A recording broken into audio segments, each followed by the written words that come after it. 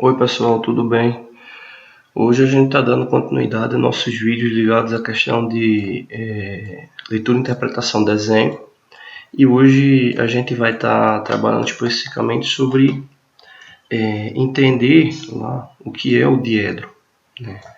Entender o que é a projeção no diedro. A gente vai fazer em duas aulas. A primeira aula é referente ao primeiro diedro, né? E depois a gente vai fazer uma referente ao terceiro diedro, né? Então, essa é a simbologia do primeiro diedro, ou seja, esse cone aqui. E o que é que ele representa? Ele representa a lógica de projeção das peças, ou seja, como é que as peças elas vão ser representadas na projeção ortográfica, né? Ou seja, qual vai ser o sentido de giro das mesmas, né? Esse desenho ele representa um cone, né? Então ele está ocorrendo nessa posição e ele vai ter um giro de 90 graus, né? Nesse sentido que eu fiz aqui a seta, o qual a sua face, o topo dele vai ficar aqui à mostra, né? O qual você consegue observar aqui um diâmetro menor e um diâmetro maior, que é justamente o topo do cone e a base do cone, né? Se você observar aqui, você vai ver justamente que esses desenhos que eu mostrei do diâmetro, ele está aqui, o diâmetro menor. Então você observa essa região e consegue observar também a região do diâmetro maior, já que ele vai estar observando desse ponto aqui, né? Então ele vai ter essa vista e quando ele gira para fazer o outro lado da peça, ele vai estar observando isso aqui. Então a lógica é o sentido de giro da peça.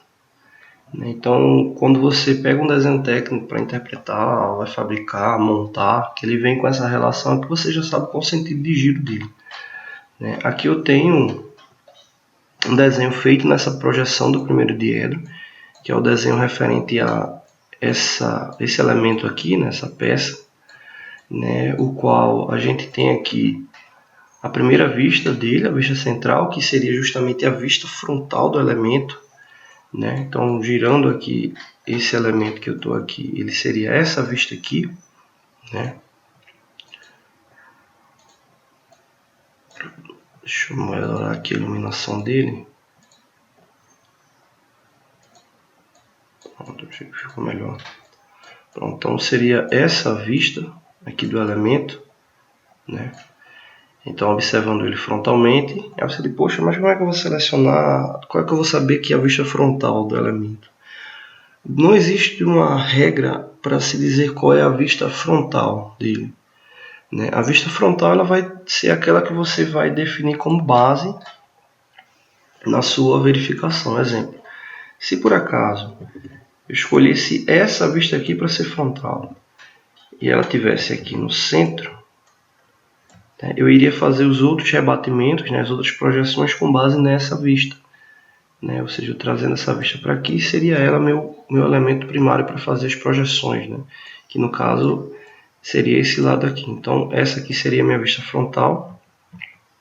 E aqui eu iria fazer o giro para ver as outras faces da peça. Então veja que independente da vista que eu vou escolher, todas elas, quando eu for girar a peça para ver os seus lados, eu vou ter sempre as mesmas figuras. Elas podem ficar em disposição diferente, né? Ou elas vão ficar em posição diferente, mas eu vou ter sempre o mesmo elemento. Porque não é um desenho artístico que eu vou criar do nada. Eu tenho um elemento físico que vai ser a base para essa peça, né? Na lógica, muita gente coloca como vista frontal uma vista que vai trazer mais detalhes, né? Já para você ter uma noção maior do que é o elemento. Lembrando sempre que nessa projeção aqui que eu estou colocando as 6 vistas, né? Então, tem a vista frontal, lateral esquerda, superior, inferior, lateral direita, posterior. Mas são vistas que eu não preciso colocar todas elas. Eu vou colocar a quantidade de vistas que seja o suficiente para verificar todos os elementos geométricos da peça, ou seja, eu conseguir apresentar todos os elementos. Essa peça aqui, provavelmente com essas 3 vistas aqui, ou com duas vistas eu viesse a poder representar o mesmo. Né? Então, não precisa fazer todos. Quando você encontra um desenho que tem várias vistas, é porque é um desenho mais complexo. E aí ele realmente precisa ter mais elementos. Esse aqui, como é bem simples, não precisaria. Mas como o nosso objetivo é entender a lógica do primeiro diedro, a gente está representando aí todos eles. Então vamos lá. Primeira vista, essa daqui.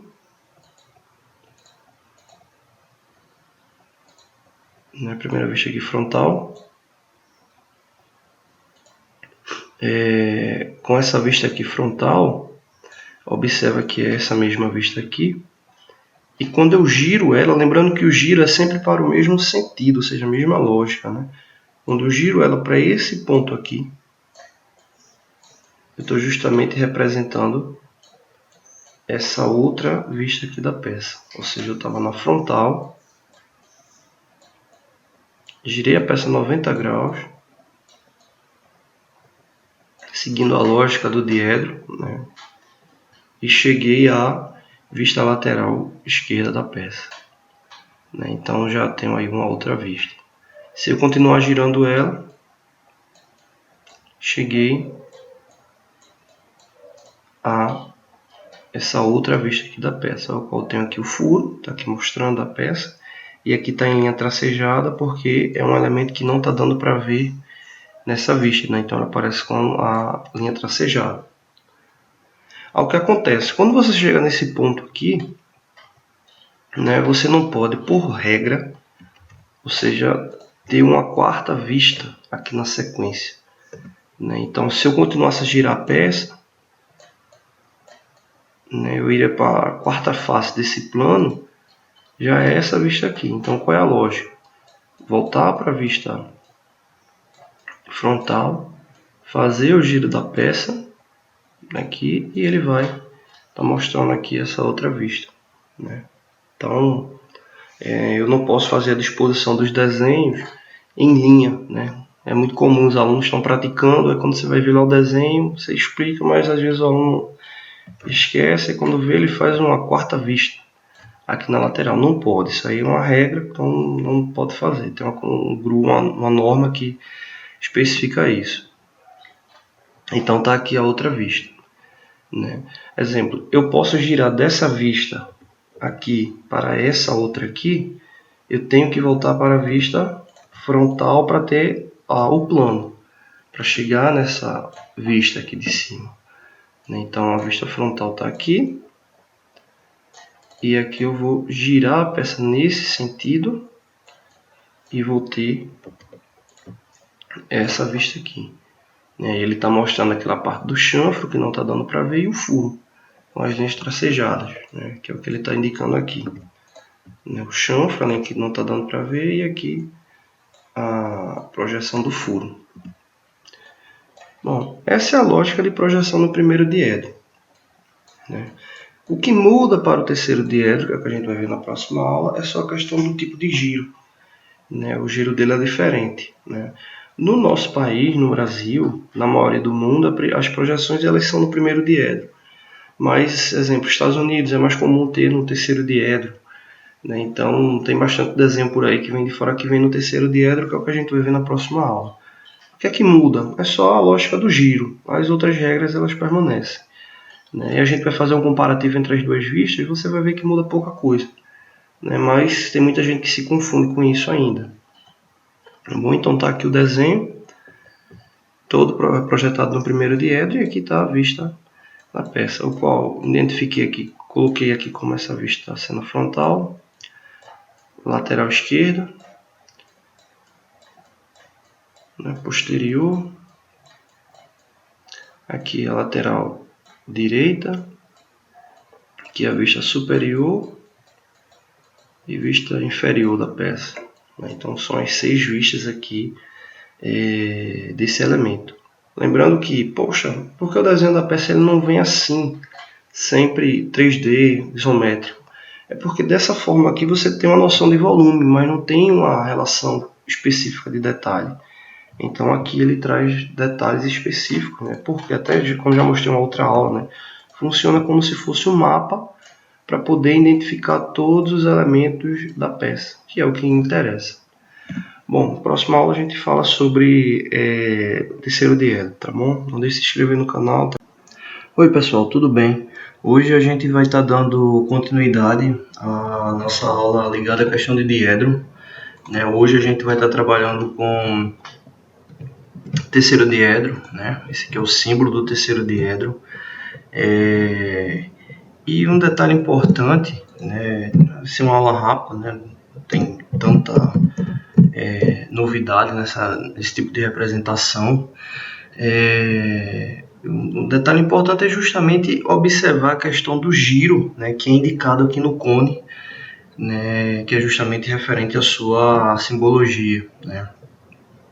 Então, o rebatimento dele ocorre justamente numa relação de um quadrante, né, como se fosse uma relação inversa, né, ou negativa do que é o primeiro diedro, né? Então, nesse caso aqui, levando em consideração aqui um plano, né, fazendo aqui a secção dele, o que é que acontece?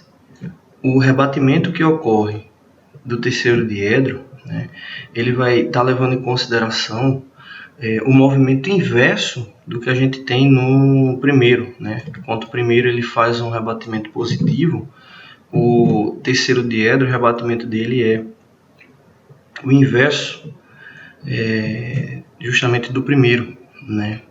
Mas o que muda é só a questão do rebatimento no que diz respeito à projeção. Mas a questão da interpretação dos detalhes, linhas, enfim, tudo permanece da mesma forma. Às vezes o pessoal fica meio confuso quando vai fazer alguma indicação lá de algum desenho que está no terceiro diedro, mas não tem nenhum bicho de 7 cabeças não, é só realmente ficar atento com os detalhes.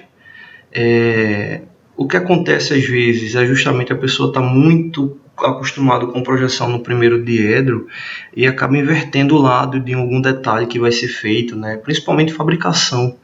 Em manutenção é mais difícil ocorrer falha na interpretação, mas ocorre mais na parte da fabricação mecânica, né? Então é mais realmente ficar atento com essa questão do giro, né? Bom, aqui tomando como base o mesmo desenho que a gente viu na aula passada, né? Aqui está a vista, né, 3D dele, né? E aqui ao lado está justamente a projeção ortográfica dele. Essa projeção aqui ela já está representada no terceiro diedro, né? Então o rebatimento dela já está justamente ocorrendo dessa forma.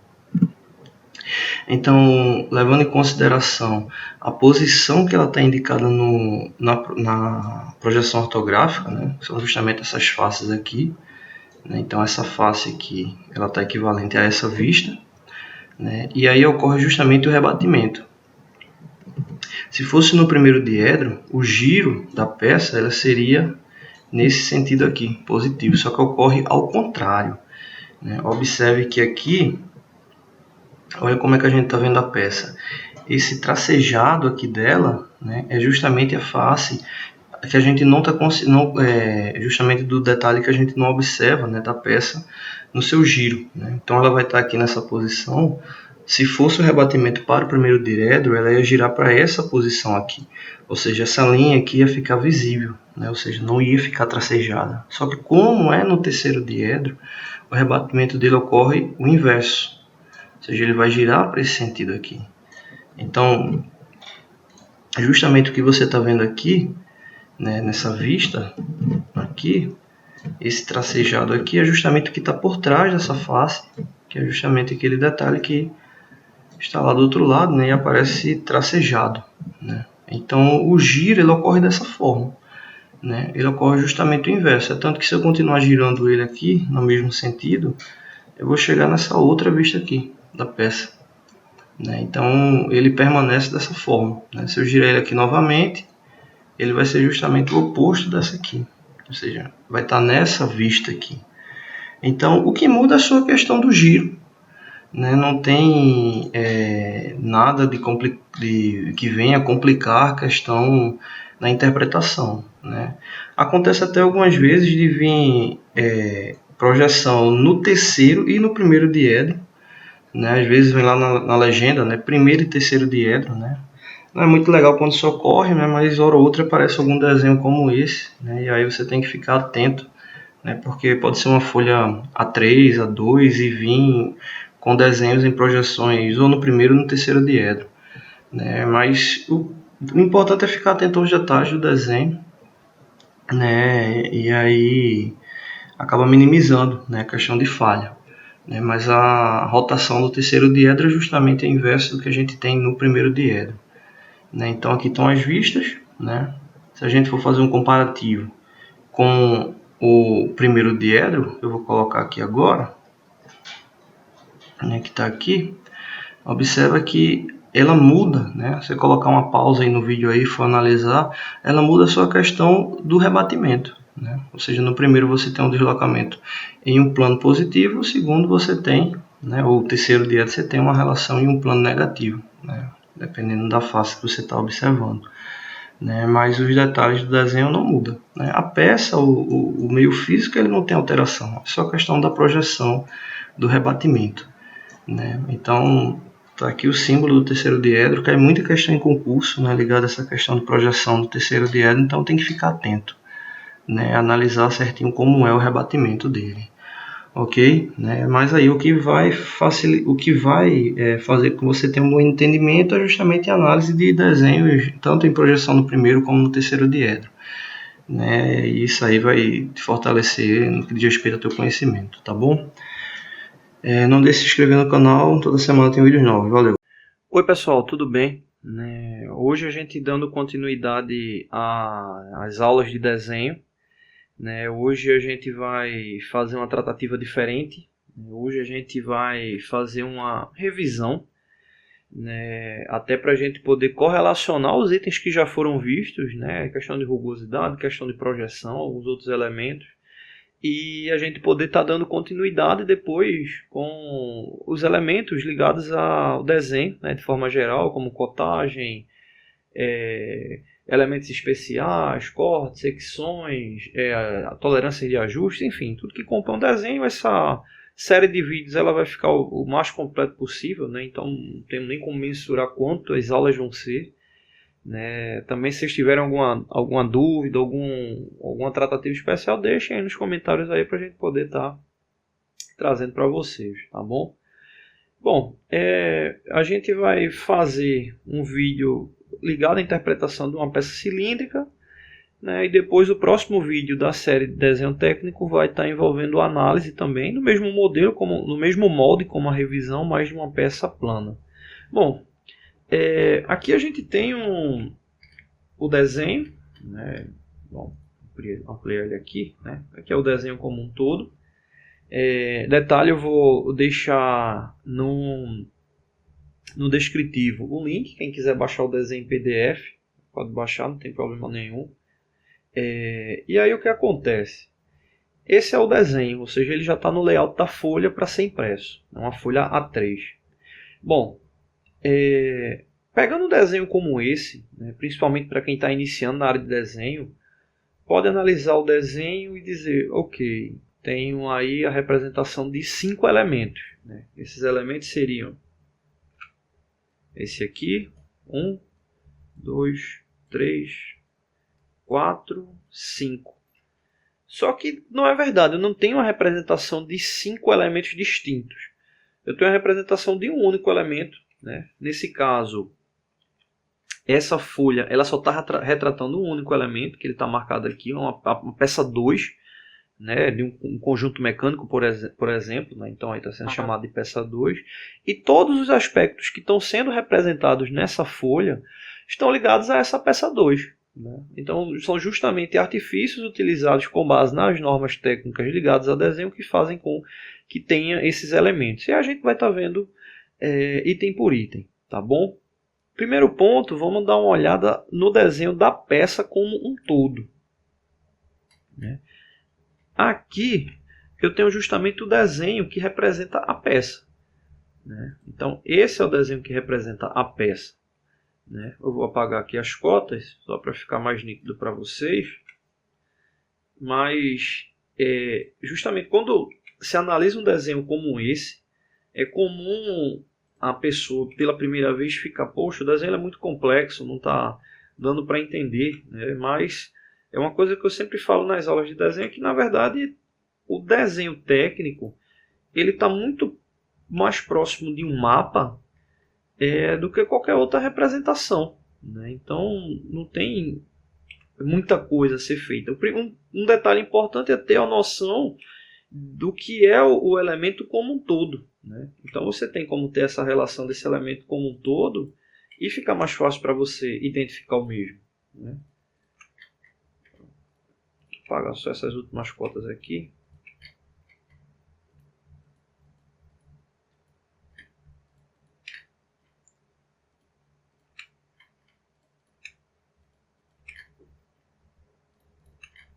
Bom, tá aí limpo.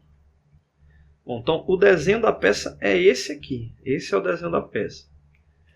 É uma peça cilíndrica, né? É uma peça provavelmente para ser fabricada no equipamento CNC. Né? Uma peça cilíndrica, ela tem alguns raios, fica difícil de fabricar num torno convencional. Né? Mas pode ser feita também no torno convencional. E a gente observa que ela tem elemento externo e tem elemento interno, né? Esse elemento aqui é interno, já dá para identificar que ele é interno por causa dos elementos tracejados, né? Então, esse aí é o modelo da peça.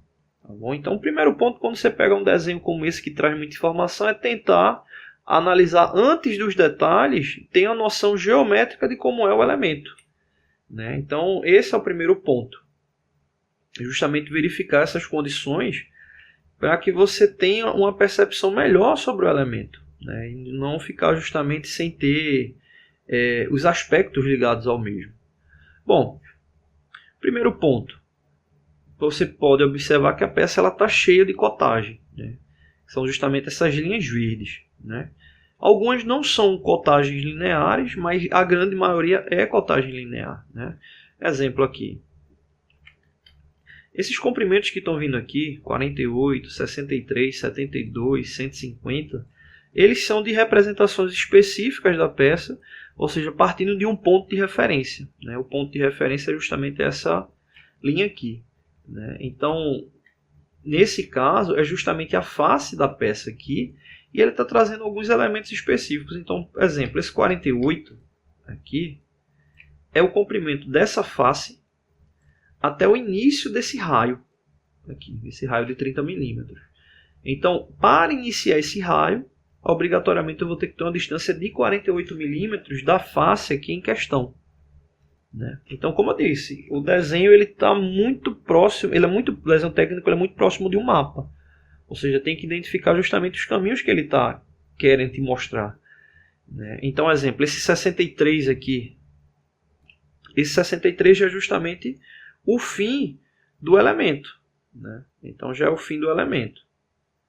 E você tem justamente aí a sequência, né, das informações, tá bom? Um detalhe aqui importante, né? Você pensar assim, poxa, aqui é 48 e aqui é 63. Se o raio aqui está indicando que é 30, então se eu somar 30 com 48 vai dar 78. Então por que não é 78 aqui? Esse raio aqui pode ser que não seja um raio a 90 graus, pode ser que seja um raio que ele seja um segmento circular, né? Também tem essas condições. Então uma outra coisa para ficar atento. Bom, cada elemento desse descrito na peça está ligado a uma relação específica, né, a ser analisada do mesmo, né? Então aí a questão das cotagens é o que mais aparece no elemento, né, porque justamente são os valores lineares do mesmo, e analisar essas cotagens é um ponto principal do elemento. Um detalhe aqui, ó, se você observar essas cotagens aqui, elas estão aparecendo os valores sem nenhuma tolerância. 48, 63, 72, né, 150 ali embaixo. Isso é interessante para um desenho. O que você deve entender é o seguinte: existem tipos de dimensões, a gente vai até tratar isso mais para frente, mas nem toda dimensão indicada de uma peça precisa ter uma tolerância específica, né, que a gente chama de tolerância primária ou secundária. Então, no caso, esses elementos que não estão aparecendo essa tolerância específica, ou seja, uma tolerância primária, eles possuem tolerâncias secundárias. que são valores que muitas vezes não têm importância para o funcionamento da peça, né? Então não acarretam uma grande atenção na fabricação, né? Mas consequentemente você também não pode exagerar no processo de fabricação do mesmo. É tanto que na legenda desse desenho aqui vem informações referentes a essas tolerâncias. Ele coloca aqui justamente que são as tolerâncias admissíveis, levando em consideração aquelas que não aparecem especificamente no desenho. Então, exemplo aqui, tolerância acima de 6 até 30 milímetros. Tem aqui informação de 30 a 120. Ou no caso aqui de 6 a 30, de 30 a 120, 120 a 400. Né? Então, são tolerâncias aí específicas, né? Também relacionadas à norma. Então, no caso, essas tolerâncias aqui, elas têm normas que retratam elas. Ou melhor, esses valores dimensionais, eles têm tolerâncias relacionadas a elas. Então, há uma tolerância ou um valor que está ali solto sem nenhuma relatividade. Bom, ou sem nenhuma relevância. Já esses valores aqui, por exemplo, aqui ele está trazendo 11 mais 5 centésimos mais 2 centésimos. Ou seja, ele está trazendo uma tolerância específica para o desenho. Uma tolerância de ajuste, onde ele está dizendo aqui o seguinte, que essa tolerância ela tem que valer entre 11,02 até 11,05. Ou seja, qualquer valor menor do que aqui o indicado de 11,02 ou maior do que 11,05 está fora da tolerância. Então, o valor ele tem que estar dentro dessa faixa de tolerância, né? Então, aí ele já está dando uma importância maior para esse elemento. E isso muitas vezes está ligado a uma relação específica que a peça vai ter no que diz respeito ao seu funcionamento, né? É o mesmo caso do valor que tem aqui ao lado, 15 menos 3 centésimos, ou seja, ele vai de 14,97 até 15,00. Qualquer valor maior do que 15 ou menor do que 14,97 está fora da tolerância específica. Tá bom? Então, o desenho está cheio de tolerâncias. Tem valores que não aparecem na tolerância específica, são tolerâncias secundárias, você vai ter que ver aqui na tabela. E tem valores que aparecem a tolerância, né? Então são tolerâncias primárias. Essas tolerâncias são tolerâncias de ajuste, né? Ou tolerância linear, como essa aqui, 69 mais ou menos 2 centésimos, né? Ou seja, ela vai de 69,02 até 68,98. Mas existem também tolerâncias de ajuste. Deixa eu ver se eu encontro aqui alguma.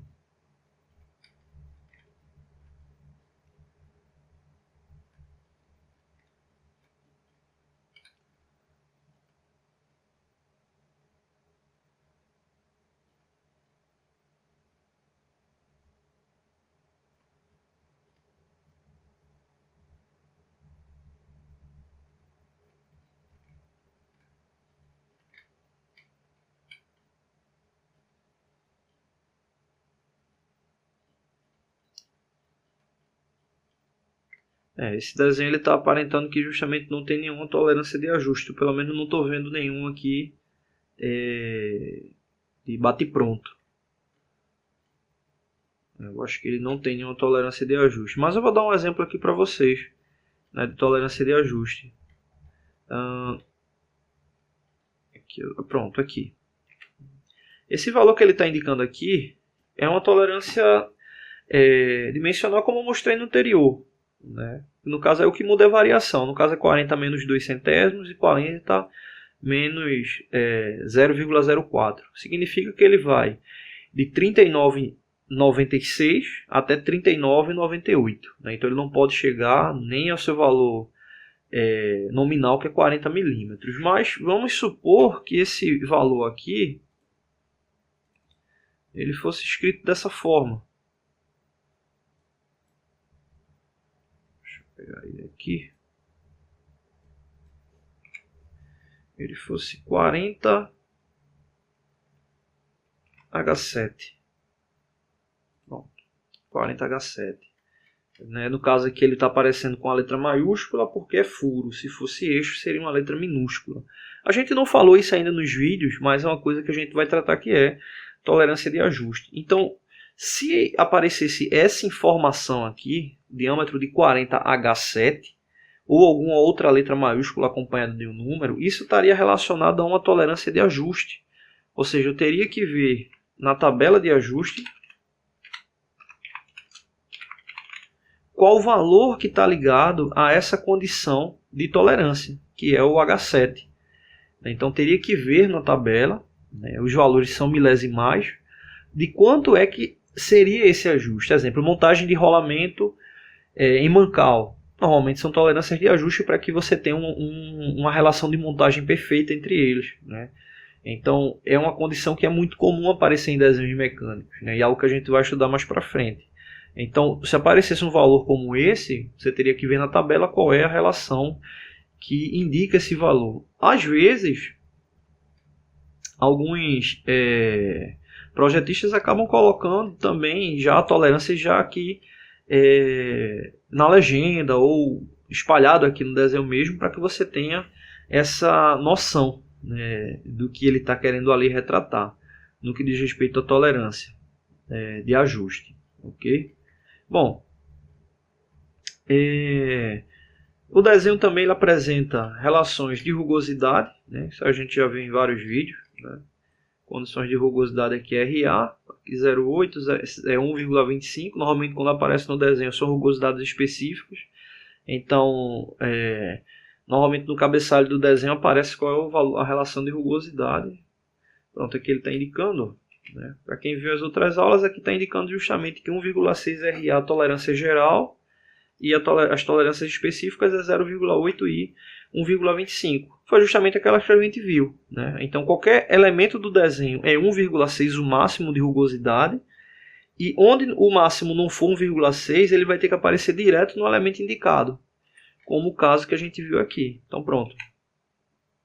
Esse exemplo aqui, supondo que aqui nessa face não tivesse nada, então seria 1,6, mas como está aparecendo aqui que é 1,25, significa que essa face ela tem que ter no máximo 1,25 microns, né, de rugosidade RA, né, que é justamente a rugosidade média, né. No caso essa aqui ao lado, ele já está indicando que é 0,8, né, 0,8, né, ou seja, uma tolerância ainda mais precisa no que diz respeito à rugosidade. Uma outra informação que está vindo aqui ao lado, esse R aqui, né, está ligado à questão do raio, né, um raio de 5 milímetros. Né, então ele está indicando aqui essa relação desse comprimento desse raio. Né. Esses elementos que estão aparecendo aqui dentro desses retângulos, né, os datuns, são justamente as tolerâncias geométricas. A gente também vai ter aula específica sobre isso. Né, uma série de vídeos aí de vídeos longos aí a gente vai fazer sobre tolerância geométrica, né, cilindricidade, contorno de linha qualquer, né, tem várias tolerâncias geométricas, né, elas estão vindo até aqui na borda do desenho, informando aqui aí quais são os tipos de tolerâncias geométricas, né. Aqui está sendo representada uma rosca, né, uma rosca métrica, diâmetro nominal de 28 e o passo da rosca de 1,5. A gente também vai ter aula específica sobre isso. E aqui ao lado ele está dizendo o grau de tolerância, 6H. Então aí no caso é uma rosca que tem tolerância de ajuste, né?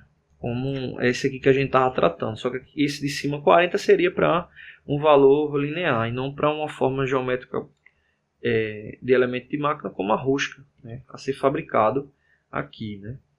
E o que indica que a rosca é justamente essa relação aqui. Se você for observar aqui no desenho, ele vai estar indicando aqui a relação da rosca, onde vai ser.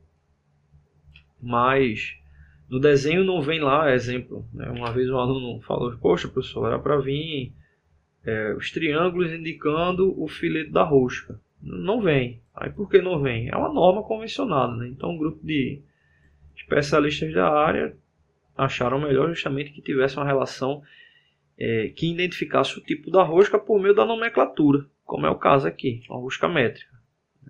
Então, como é uma rosca métrica, no caso aí é uma rosca com filete triangular a 60 graus. A gente vai trabalhar também sobre isso mais para frente. Bom, para o vídeo não ficar muito longo, vamos dividir em duas partes, né? Eu vou só completar aqui sobre os outros elementos, depois a gente volta para tratar outras informações do desenho. Exemplo. Esse elemento aqui, o que é que ele é do desenho ao lado? Esse elemento aqui nada mais é do que essa área. Ou seja, o mesmo elemento aqui. Poxa, mas por que eu faço a mesma representação duas vezes do mesmo elemento? Essa representação aqui, esse detalhe, ele foi feito justamente para não contaminar o desenho com muitas informações e causar dúvida na hora da verificação, né? Então ele deu esse destaque, onde aqui ele traz informação sobre furo de centro, aqui sobre rosca e aqui sobre o chanfro, né, do elemento. Então ele poderia ter feito aqui, poderia, mas ele achou melhor não fazer aqui por causa dessa condição de não estar colocando muito elemento ali na visualização. Bom, aqui um outro detalhe também, ele está chamando aqui de detalhe Y, né, na escala de 1 para 1, ou seja, cada 1 milímetro do desenho representa 1 milímetro da peça. E esse detalhe Y, ele está aqui marcado, né? Ou seja, ele pegou essa parte aqui e ampliou ela. Ou melhor, né? Na verdade ele não ampliou, ele só destacou, né? Se ele fosse ampliado, ele ia vir aqui com uma escala de ampliação, né? Exemplo, 5 para 1. A cada 5 milímetros do desenho representa 1 da peça, uma escala de ampliação. Mas aqui não é uma escala de ampliação. Ele só realmente pegou o elemento e destacou ele. E aqui ele está indicando, né, o raio de saída da rosca, né, o chanfro dela também de saída, o diâmetro aqui do canal e a espessura do canal para a saída da rosca.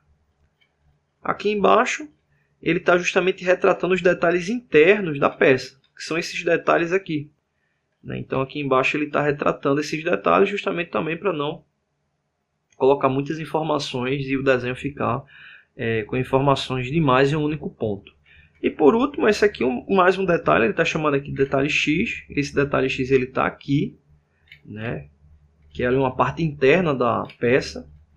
E aqui no detalhe X também ele está informando que está na escala de 1 para 1, onde está informando saída da rosca, o chanfro da rosca, o raio que vai ter, o comprimento do canal.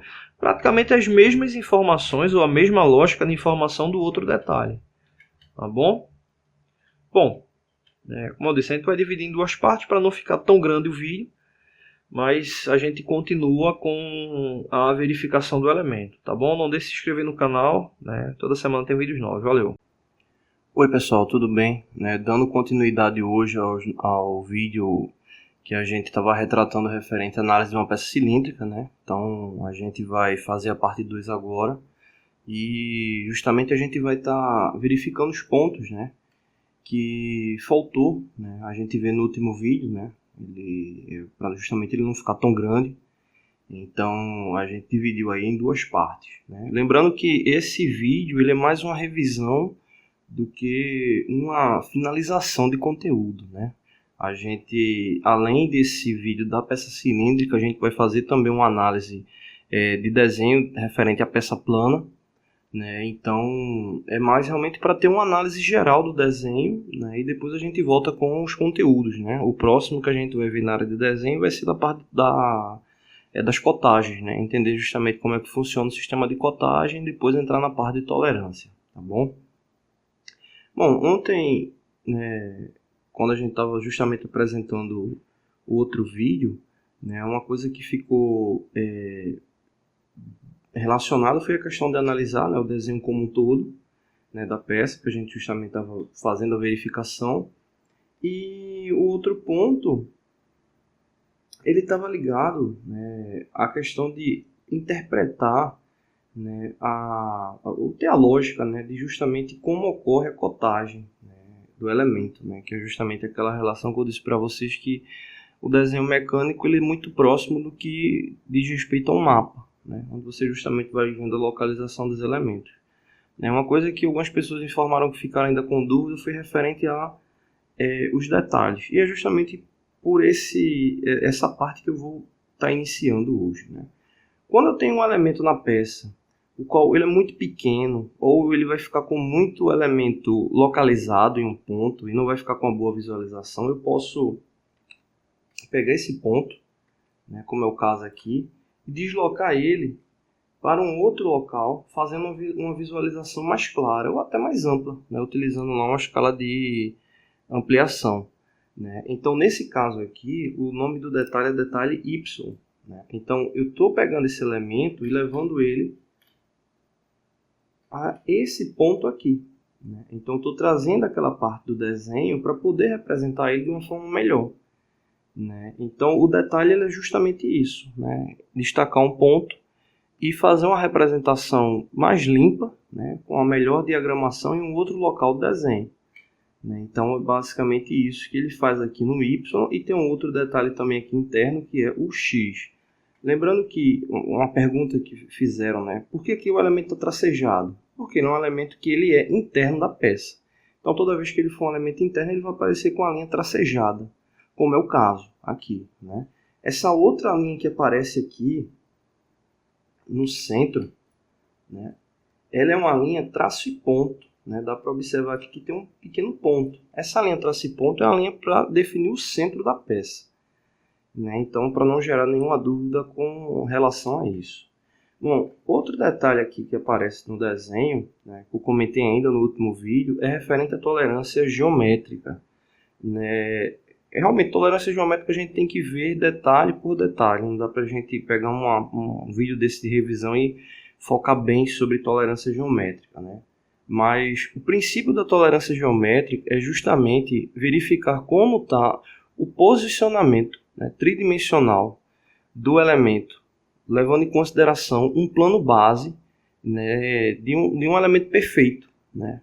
Então, é uma análise que você faz, de fato, geométrica, né? Ou seja, nos 3 planos do elemento, né? Nem todas as tolerâncias geométricas vão fazer uma relação em 3 planos. Exemplo, tolerância de linearidade, é um tipo de tolerância que não ocorre isso, né? Você acaba vendo uma relação bidimensional, mas a maioria ele te dá uma relação de volume, como é o caso aqui, né, da tolerância de cilindricidade, que visa justamente verificar o quanto o elemento está cilíndrico, né? Ou seja, você supondo que essa marcação verde aqui seja um cilindro perfeito e essa marcação vermelha aqui seja o real.